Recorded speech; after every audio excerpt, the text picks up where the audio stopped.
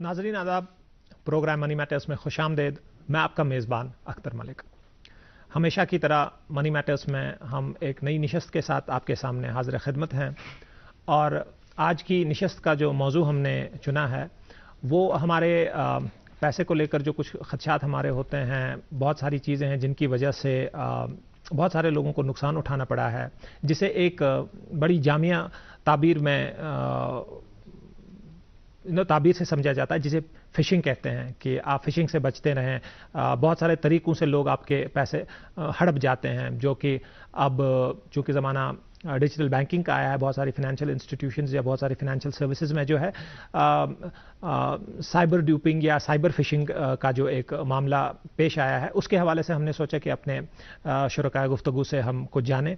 उसके अलावा नाज़रीन, आज के प्रोग्राम में हम ये भी डिस्कस करेंगे कि अब अगर खुदा न खास्ता कभी हमारी ट्रांजैक्शंस जो हैं ऐसी हो जाती हैं जिनके बारे में हमें इल्म नहीं है, या हमने किसी ऐसी वेबसाइट पे या किसी ऐसी लिंक पे क्लिक करके अपनी डिटेल्स दे दी हैं जहां से शायद हमारे अकाउंट से पैसा निकाला गया है, तो उसके बाद उसमें क्या तरीका है, कौन सी एजेंसी है कि जिसे हमें जहां रुजू करना है, तो ये सिलसिला कैसे होता है, कौन सी एजेंसी है, कौन से लोग हैं और कौन कौन सी ऐसी एक्टिविटीज़ है कि जिनका हमें फिर मुआवजा मिलेगा या कौन सी एक्टिविटीज़ है जिनका नहीं मिलेगा। इन सारी डिटेल्स पे हम गुफ्तगू करेंगे अपने शुरका के साथ, अपने मेहमानों के साथ। लेकिन सबसे पहले मैं उनका तारुफ करा दूं। मेरे बाएं जाने बैठे हैं इनामुल हक साहब, हमारे शो में हमेशा रहते हैं, आप इनको जानते हैं, इनकी तहरीरें हैं, मुतअद्दिद तहरीरें हैं अखबारों में। उनके साथ हमारे मेहमान हैं एजाज अयूब साहब। मैं दोनों का वेलकम करता हूँ। आज ज़रा तमहीदन कम ही बोलता हूँ बिकॉज आज मैं अपने दोनों मेहमानों से ये गुजारिश करूँगा क्योंकि आज का टॉपिक जो बड़ा हसास है और मैं समझता हूँ कि फ़ाइनेंशियल सर्विसेज जहाँ हमने सारी डिस्कस की हैं उनमें शायद ऐसा कभी होता है कि कोई एक सर्विस हमने डिस्कस की लेकिन बहुत सारे लोग हमारे नाज़रीन के लिए शायद वो रेलेवेंट नहीं थी, तो कभी दूसरी की। लेकिन आज का जो मौजू है, मैं इस हवाले से मुझे लगता है कि ये हर एक फ़र्द पे, मर्द-ओ-ज़न पे अप्लाई होता है, लेकिन क्योंकि हर किसी का अकाउंट है और हम देखते हैं नाज़रीन कि आए दिन हमें अपने बैंक से एसएमएसेस आते रहते हैं, शायद कॉल्स भी आती रहती हैं कि वो ये कहते रहते हैं आपसे कि हम आपसे आपका एटीएम पिन नंबर या ओटीपी या ऐसी चीज़ें नहीं मांगते हैं। तो अगर कोई ऐसी कॉल है या एसएमएस है जो जहां से आपको ये चीज़ें मांगी जाती हैं तो मेहरबानी करके हिरास करें, क्योंकि ये बैंक जो है ऐसी चीज़ें नहीं करता। और इन्हीं चीज़ों पे हम बात करेंगे। अजय साहब, सबसे पहले आपके पास फिशिंग एक जेनरिक टर्म है, ज़रा उसको भी समझा दें। दूसरी चीज़ ये भी बता दें कि फिशिंग के तो बहुत सारे तरीके हैं दुनिया भर में, लेकिन आप हमें बता दें हमारी वादी में जो है बिलखुसूस किन चीज़ों से हमें मोहतात रहने की ज़रूरत है। अभी तक जो भी देखिए, हमने पिछले शोज़ में भी बात की रिपीटेडली कि 30 साल पहले तक we were more into the real world, जहाँ पे पैसा हो, कॉमर्स हो, बिजनेस हो, वो फिजिकल ट्रांजैक्शंस होती थी। आपका पैसा बैंक में होता था, बैंक के लॉकर में होता था, आपकी कैश सर्टिफिकेट होती थी, फिजिकल फॉर्म में होती थी। लेकिन पिछले 30 साल में जो इंटरनेट का दौर आया और डिजिटल दौर आया, तो हमारी जो फाइनेंशियल ट्रांजैक्शंस भी है तो वो डिजिटल फॉर्म में है। तो एज अ रिजल्ट हमारा बहुत सारा पैसा डिजिटल फॉर्म में है। अब इसको प्रोटेक्ट करने के लिए 3 चीजें तो बैंकिंग सिस्टम है, हार्डवेयर। यूं सोचित है क्यों तम खोत तेज यानी स्पीड प्लस बे प्रत 5G स्मार्टफोनस खतर छ बन्योमुत यानी टेक्नोलॉजी प्लस ते। ये क्या छो? Airtel 5G plus. अद काह 5G क्या है?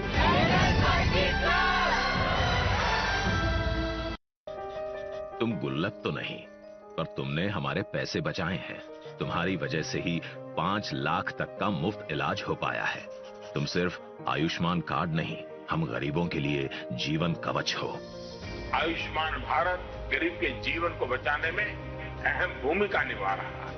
130 करोड़ लोगों के सामूहिक संकल्प और सामर्थ्य का भी प्रतीक है। सर्वे संतु निरामया के लक्ष्य के साथ आओ बनाएं नया भारत। एक है जमीन मेरी, एक है मौका मेरा, इसमें सब लगाऊंगा, अपने इरादों से मजबूत एक घर बनाऊंगा। हाँ शुक्ला जी, भिजवाना सिर्फ अल्ट्राटेक ही। अल्ट्राटेक ही क्यों? आप ही ने तो कहा था कि घर जिंदगी में सिर्फ एक ही बार बनता है।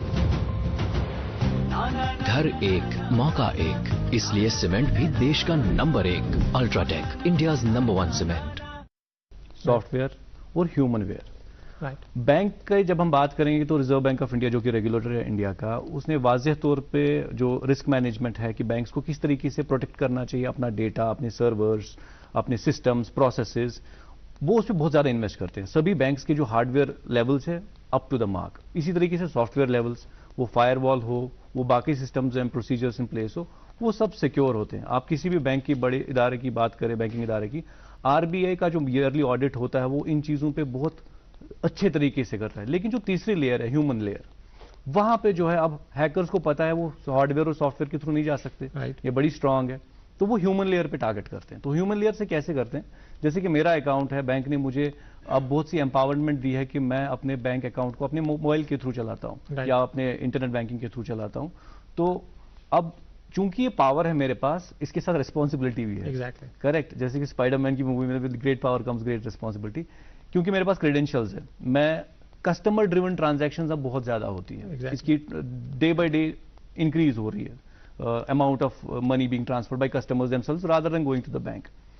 इसके साथ साथ दूसरी चीज जो इंक्रीज हो रही है, जो कस्टमर्स के थ्रू लॉसेस हो रहे हैं, जिसमें हम फिशिंग का पूरा हम बताएंगे उसमें कौन कौन से तरीके होते हैं। तो जो है हैकर से बड़े स्मार्ट हो गए, चोर जो है स्मार्ट हो गया। आपकी मूवीज में भी देखा कि अब बैंक रॉबरी की नहीं होती है मूवी में, अब वो हैकर की मूवी होती है। Exactly. तो दिन ब दिन हैकर्स बहुत स्मार्ट हो रहे हैं, they are targeting directly you because you are the soft target. इसमें आपके पास कभी एसएमएस आ जाता है, राइट, एसएमएस आ जाता है कि आपका जो अकाउंट का केवाईसी नहीं है, आप इस लिंक पे क्लिक करें। कभी आपको एक ईमेल आ जाएगा, कभी फोन आ जाएगा। तो कहीं ना कहीं आपसे हमेशा इंफॉर्मेशन रिट्रीव करने की कोशिश की जाएगी, जो कि सिर्फ आपको पता है, बैंक ने सिर्फ आपको दी है क्योंकि आप मालिक है उस अकाउंट के, उस पैसे के। राइट। तो यही इंफॉर्मेशन आप विदाउट कंसेंट, वो आपको मैनिपुलेट करते हैं, विदाउट कंसेंट आप वो इंफॉर्मेशन दे देते हैं और उस इंफॉर्मेशन का इस्तेमाल करके वो आपके पैसों को लूटते हैं। इस कॉन्सेप्ट को फिशिंग बोलते हैं। अब ये बहुत तरीकों से होता है। कभी आपकी कार्ड को क्लोन करेंगे, कभी आपके मोबाइल बैंकिंग के थ्रू, कभी आपको फोन करके करेंगे, तो डिफरेंट वेज।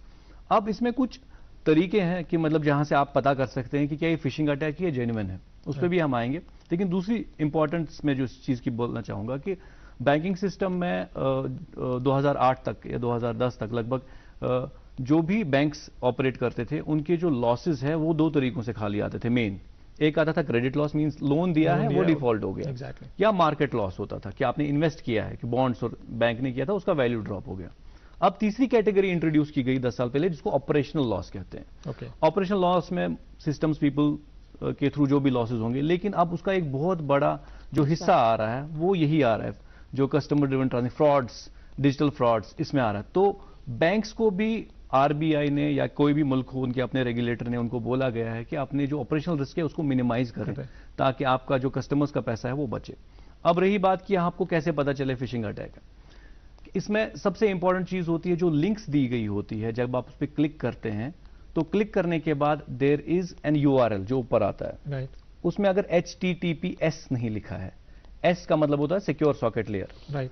तो खाली HTTP लिखा है, S नहीं लिखा है, means this website is not secure. Even अगर वो बैंक की है तो आप उस पर क्लिक न करें, आप उस पर ट्रांजैक्ट न करें, कोई इंफॉर्मेशन न दे।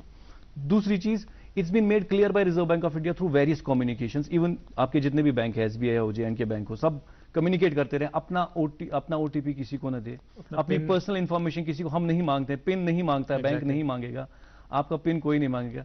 तो अवेयरनेस कैंपेन्स काफी हो गए। लेकिन जो ही हम ये चीजें भूल जाते हैं, आपको कोई आजकल एक नया है कि आपको घर एक पार्सल आता है, पार्सल वाला बोलता है आपका पार्सल है, आप बोलते हैं मैंने तो ऑर्डर नहीं करा है, बोलता है आप फिर कैंसिल कराइए, या हमको जी कैश ऑन डिलीवरी, दो में से एक चीज, और वो अर्जेंसी दिखाते हैं, राइट।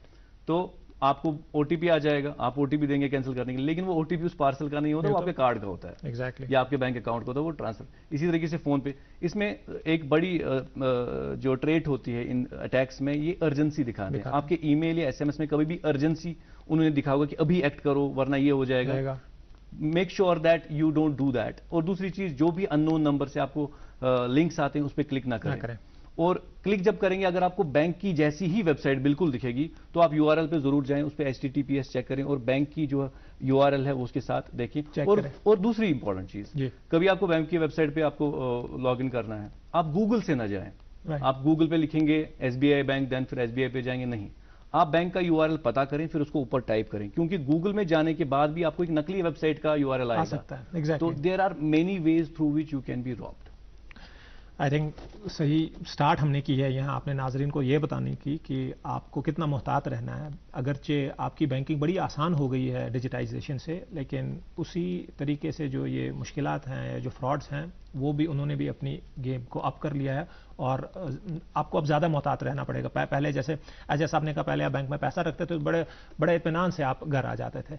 अब शायद वो इत्मीनान की लेवल ज़रा कम हो गई है, लेकिन इसका मतलब ये नहीं है कि आप ज़्यादा परेशान रहें। इसका मतलब ये है कि आप ज़रा अगर थोड़ी रिस्पॉन्सिबिलिटी और थोड़ी इन्फॉर्मेशन गैदरिंग करें, थोड़ा समझ लें कि ये सिस्टम कैसे चलता है, तो आप उतने ही इत्मीनान से रह सकते हैं। इनाम साहब आपके पास आता हूँ। हमने ज़रा ओवरव्यू जाना है एजाज साहब से फिशिंग का। मैं बिलखुसूस इस चीज़ पे आना चाहता हूँ कि एक तो प्लीज़ हमें ये भी बता दें साथ ही साथ, क्योंकि हम इससे पहले इन्वेस्टमेंट्स की बात करते रहे हैं जी, तो ये जो हम डिजिटली इन्वेस्ट कर रहे हैं क्या उसमें भी ऐसे खदशात रहते हैं? एक तो ये बताएं, और दूसरी चीज़ इस बात का खुलासा कर लें जो एजाज साहब ने पॉइंट आउट की है कि बहुत सारे लोग जो है ना, हमारे नाजरीन में भी जो है, बहुत सारे लोग इन चीज़ों से वाकिफ़ नहीं है। ये OTP ये शायद हमारे लिए रोज़मर्रा होगा, उनके लिए ये रोज़मर्रा नहीं है। उनको शायद इतनी चीज़ें नहीं पता होती, और आजकल फिर इतनी चीज़ें भी हो जाती हैं आपको याद भी नहीं रहता। कभी आपको ये भी आता है कि आपकी किसी फ़ोन की बिल भरनी है, आपको याद भी नहीं रहता अच्छा बिल है, क्योंकि उस तरीके से भी आ जाते हैं। तो मैं चाहता हूँ कि वो जो उस सतह पे हमारे कस्टमर्स है, हमारे नाज़रीन हैं, उनके लिए आप बता दें जिनका ज़्यादा टेक्नोलॉजी को लेकर ज़्यादा अवेयरनेस जिनकी नहीं है, जिनका टेक्नोलॉजी का उतना ज़्यादा नो हाउ नहीं है। बिल्कुल सही बात की। आपको पता है 2 कैटेगरीज है हमारे पास जो बहुत ज़्यादा इन फिशिंग अटैक्स के मतलब ये हो जाते हैं, ज़ुमरे में आते हैं। एक हमारी जो ओल्ड जनरेशन है, क्योंकि वो बहुत मतलब कम अवेयर है, टेक से भी उतना ज़्यादा नहीं है। दूसरी जो हमारी यंग जनरेशन है 25 से छोटे, वो बहुत ज़्यादा मतलब क्या बोलते हैं उसको, उतावले होते हैं। क्या होता है जो फिशिंग अटैक्स जो करते हैं इसमें बहुत सारे तरीके हैं। उसमें से बहुत सारी ऐसी चीजें आपको मतलब जो आपको बोलते हैं, कोई मैसेज आती है कि you have one lottery of 50 lakh rupees, आप ऐसा करो तो आपको ये 3 डेज का हॉलीडे फ्री मिलने वाला है। तो यंग जनरेशन जो है वो अक्सर इनमें मतलब फंस जाती है ऐसे चीजों में। तो उनको बहुत ज़्यादा ये नुकसानात उठाने पड़ते हैं कि वो इसमें फिशिंग में मतलब बहुत सारे तरीकों से करते हैं। अगर हम 1 बाय 1 पहले फिशिंग अगर हम बात ही करेंगे, फिशिंग बेसिकली आया है वर्ड जो हमारी फिश है, मछली, तो उसको हम किस तरह से कैच करने के लिए कांटा डालता है, उसमें कुछ खाने के डर हैं, जिसको ना हम कश्मीरी में बोलते हैं बिस्लाई त्राउनी। एग्जैक्टली उसी से वर्ड यही होता है। इसी तरीके से यहाँ की जो फिशिंग की टर्म है वो ईजाद हुई है, और ऐसे तरीके लोग इख्तियार करते हैं। बहुत सारे लोग जो वो ऐसे साइबर क्राइम्स करते हैं कि वो आपको इस तरीके से कि वो आपको कुछ ऐसा लूर करने के लिए, आपको माइल करने के लिए कोई एंटाइसमेंट आपको देते हैं, कोई ऐसी पॉलिसी का बोलते हैं, किसी चीज का बोलते हैं, कोई स्कीम का बोलते हैं जो जेन्युइन नहीं होती है। Then they ask you to provide details provide करने में बहुत सारे तरीके हैं, और अदरवाइज भी ये डिटेल्स वो जरूरी नहीं है हमसे मांगे। आपको पता है हम जब आजकल बहुत सारे मोबाइल एप्लीकेशंस का यूज करते हैं या दूसरी जगह होते हैं, we fill our data, they ask permission and हम रैंडमली देते रहते हैं वो आपके कॉन्टैक्ट्स का, आपके फोन नंबर का। तो हम उन चीजों में बिल्कुल एहतियात नहीं करते हैं। तो उन चीजों में हमें बहुत ज्यादा एहतियात करने की जरूरत होती, और फिर जेन्युइनली जहां पे हमें डेटा देना पड़ता है, तो मोस्टली या बहुत सारी टाइम पे वो डेटा हमारा जो है, लोग जो वो कलेक्टिंग एजेंसीज है वो या तो परचेज करते या तो वो संघर्ष दोनों का सदियों से संबंध रहा। पानी तो पहले भी था, कभी कांधों पर, कभी कमर पर, कभी माथे पर, कभी आंखों में। आजादी से लेकर 70 सालों तक केवल 3 करोड़ घरों में नल से आता पानी था। फिर छिड़ा एक जल आंदोलन। प्रधानमंत्री नरेंद्र मोदी ने संकल्प उठाया जल जीवन मिशन। 3 वर्षों में 11 करोड़ से अधिक घरों में अब नल से जल पहुंचने लगा है। स्कूलों, अस्पतालों, पंचायतों, आंगनबाड़ियों, देश की सरहदों, सभी जगह पहुंचा पानी, हर घर जल।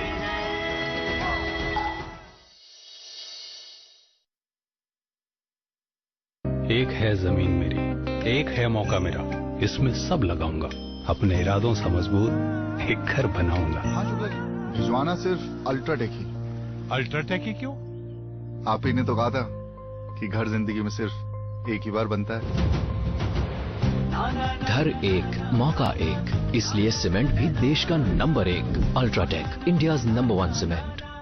लिंक जिसका एजाज साहब ने जिक्र किया कि आपको यूआरएल पहले चेक करना है कि ये सही यूआरएल है।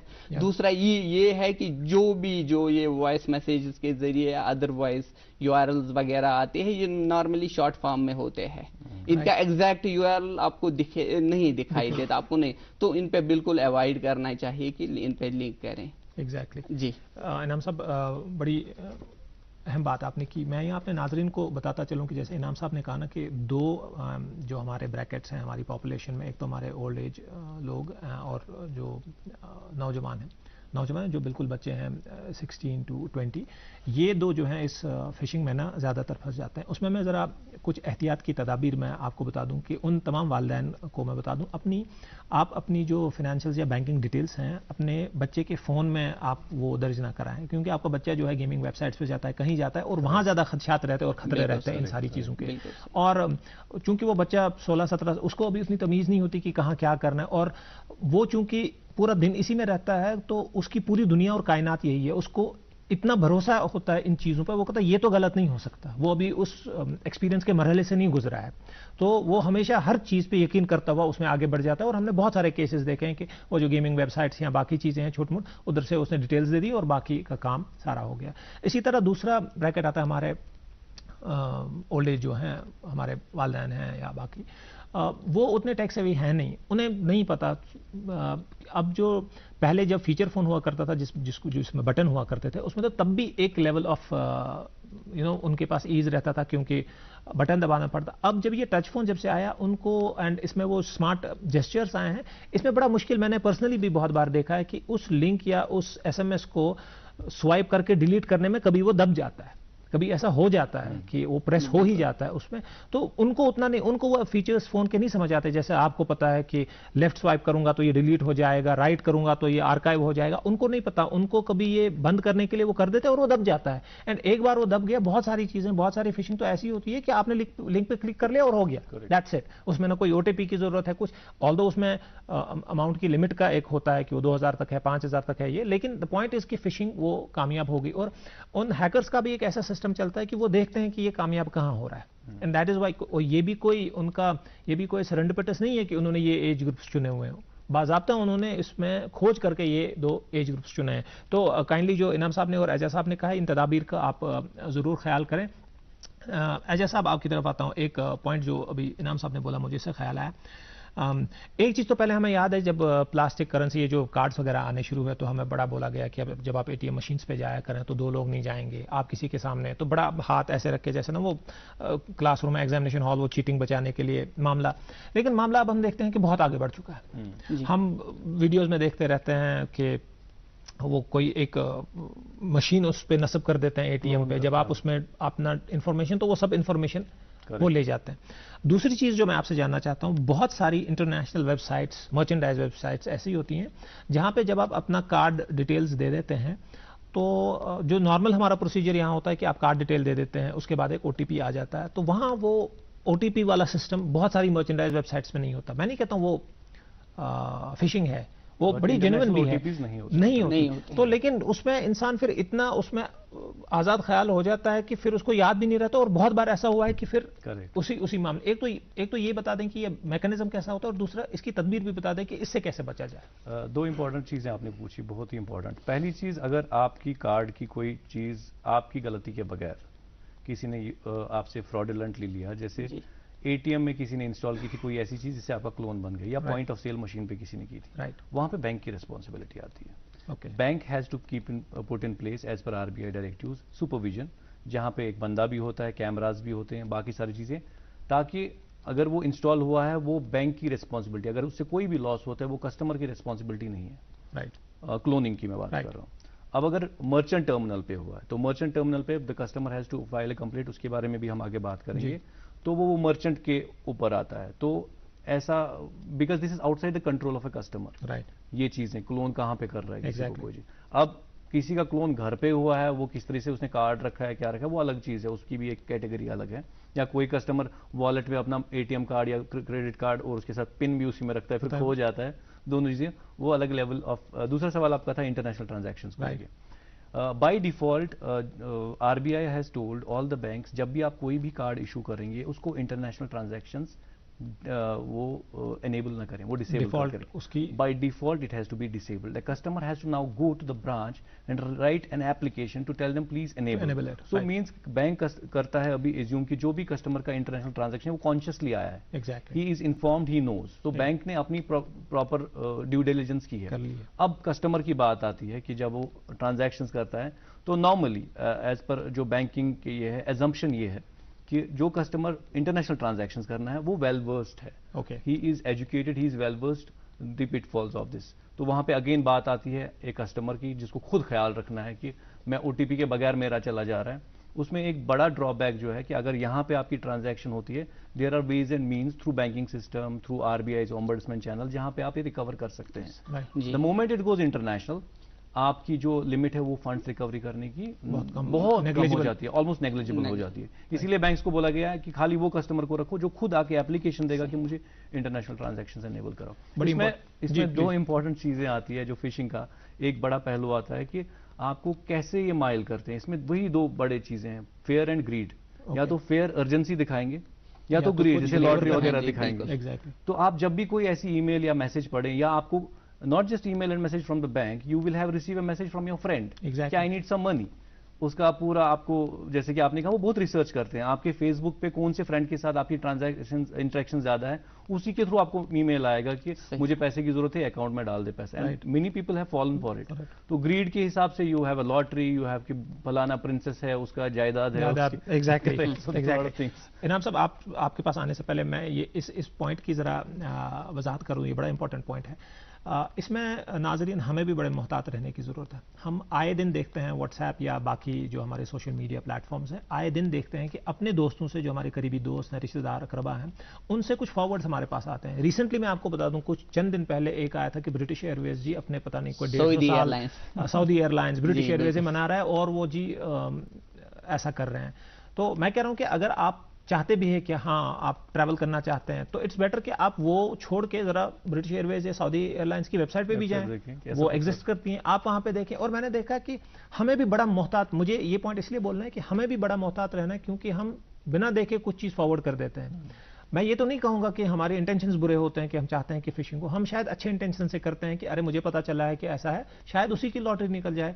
लेकिन हमने देखा हुआ है, हिस्टोरिकल डेटा जो इन चीज़ों का हमें बताता है कि इसमें नेक नीति हमारी चाहे जितनी भी हो, जो इसका खामियाजा भुगतना पड़ता है वो उसको भुगतना पड़ता है जो उस पर क्लिक करेगा। क्योंकि majority of the times, I would say 99% of the times, ये जो है ये स्पैम्स होते हैं, ये फिशिंग फॉरवर्ड्स होते हैं। तो काइंडली एक लेवल का एहतियात अपने लेवल पे बरतें। ये चीज़ें जब आपके पास आएँ तो मेहरबानी करके इन्हें फॉरवर्ड ना करें। इनाम साहब, एक बड़ा इंपॉर्टेंट पॉइंट, हमने बड़ी तफसील से फिशिंग डिस्कस की, क्या हो सकता है, उनके क्या मुहर्रिकात होते हैं, हमारी क्या तदाबीर होनी चाहिए, बैंक क्या करता है, हमें क्या करना चाहिए, क्यों डेटा हमें नहीं देना चाहिए।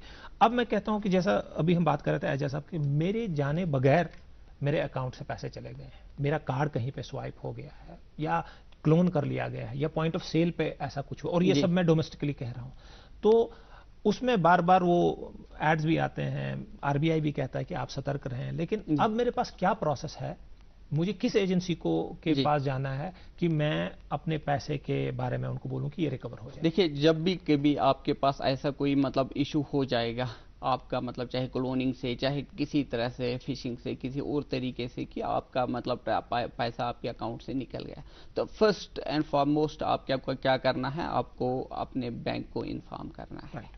उसके बाद आप इसका मतलब कंप्लेंट साइबर पुलिस के साथ भी लॉन्च कर सकते हैं। सो देन जब आपने बैंक के पास किया तो bank will take some time, they will determine कि ये हमारी वजह से हुआ है कि बैंक की वजह से हुआ है। कभी कभी ऐसा होता है कि बैंक अगर देखता है कि ये बैंक की वजह से हुआ है बैंक की मतलब किसी तरह से उनकी नेग्लिजेंस रही, गैर जिम्मेदारी रही या कोई और इशू रहा, तो बैंक क्या करता है कि वो आपका सारा ये पैसा है जो रिएम्बर्स करता है।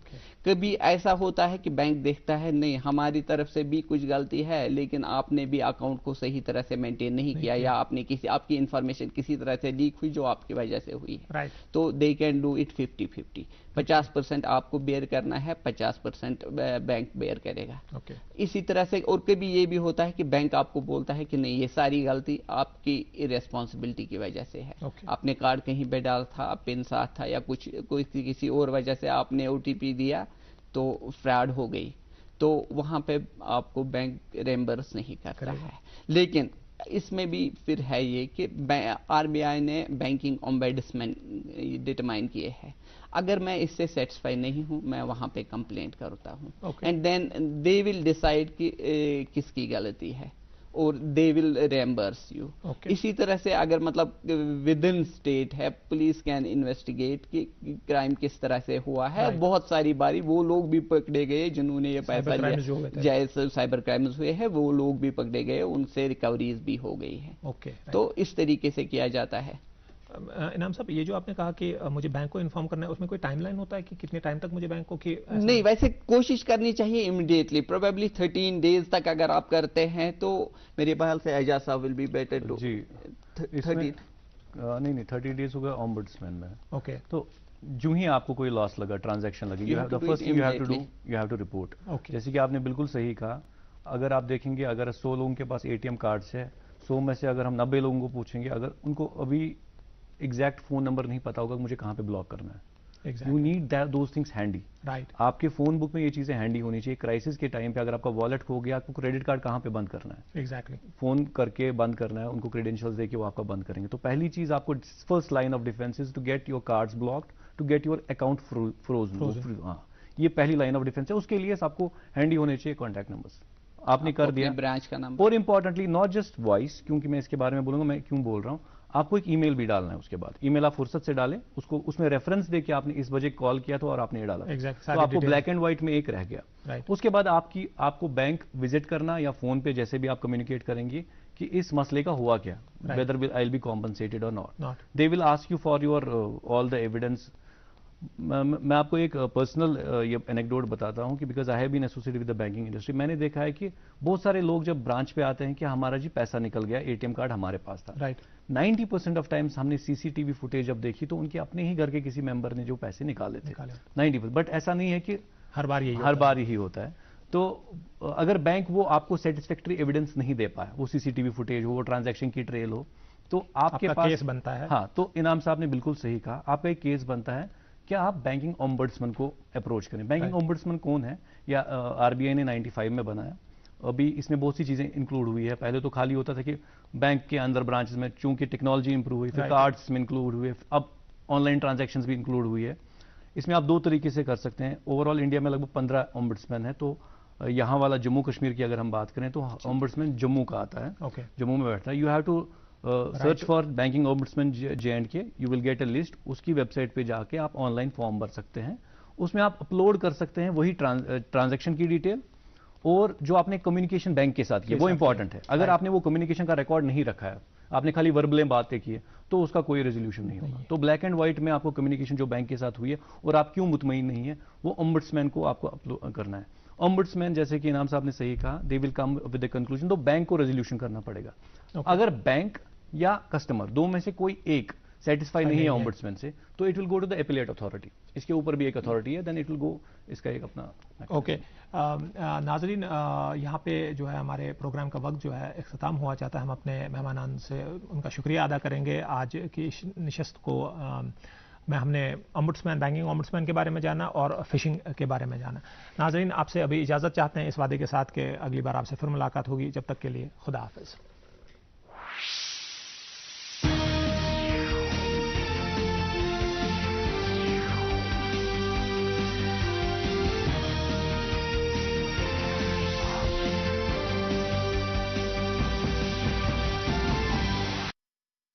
यूं तो सोच